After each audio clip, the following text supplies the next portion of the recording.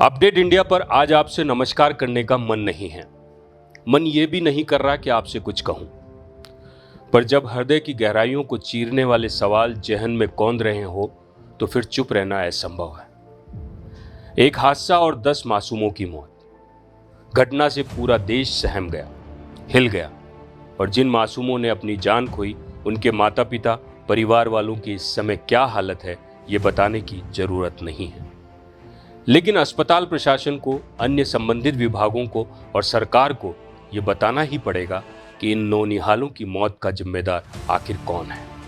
उत्तर प्रदेश का झांसी जिला और यहाँ का महारानी लक्ष्मीबाई मेडिकल कॉलेज, जिसके नवजात शिशु गहन चिकित्सा वार्ड यानी कि स्पेशल न्यूबॉर्न केयर यूनिट में कुल 55 बच्चे भर्ती थे। शुक्रवार रात करीब 11:15 बजे यहां आग लगने से 10 मासूम बच्चों की मौत हो गई।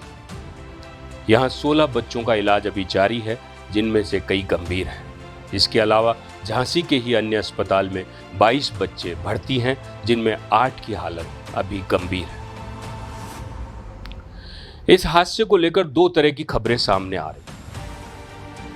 शुरुआती जांच के आधार पर एक तरफ जहां आग लगने का कारण शॉर्ट सर्किट बताया जा रहा है, वहीं दूसरी तरफ झांसी अग्निकांड के एक प्रत्यक्षदर्शी भगवान दास के मुताबिक एक ऑक्सीजन सिलेंडर के पाइप को लगाने के लिए यहां कार्यरत एक नर्स ने जैसे ही माचिस की तीली जलाई, पूरे वार्ड में आग लग गई। भगवान दास उन लोगों में से है जिनका पोता भी उसी हॉस्पिटल में भर्ती था और आग लगने के दौरान वे वार्ड में मौजूद थे।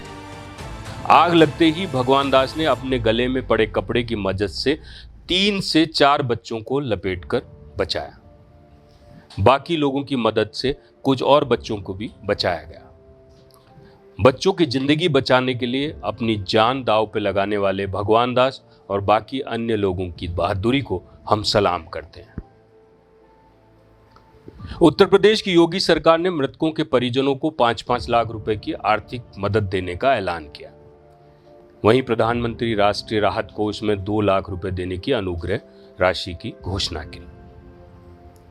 ऐसे संवेदनशील मौके पर मदद करना ठीक है, लेकिन क्या इतना काफी है? पैसा बड़ा है या जिंदगी? क्या राज्य और केंद्र सरकार सिर्फ आर्थिक सहायता देने भर से ही अपने दायित्वों से मुक्त हो जाएंगे?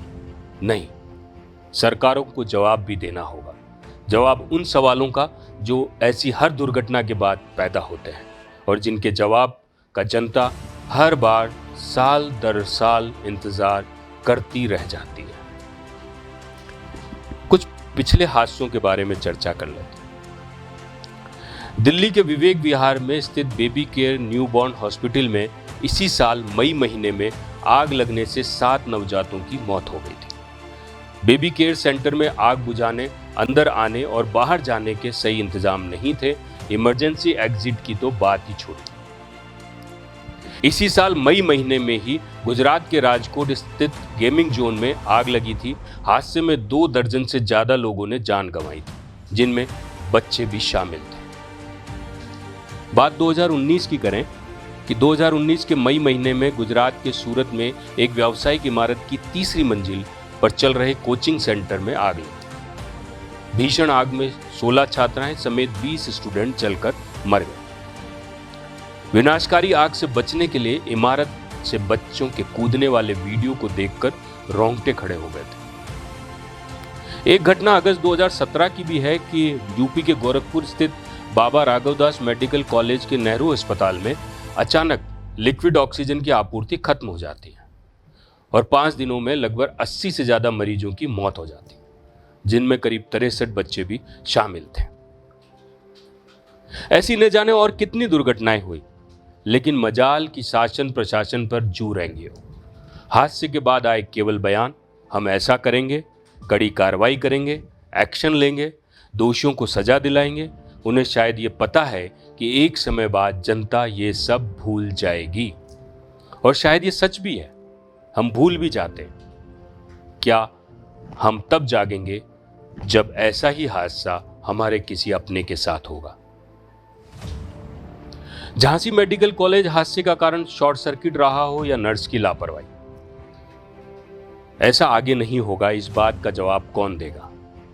आग लगने के बाद फायर अलार्म का ना बजना, इस लापरवाही के लिए कौन जिम्मेदार है? उस पर एक्शन कौन लेगा?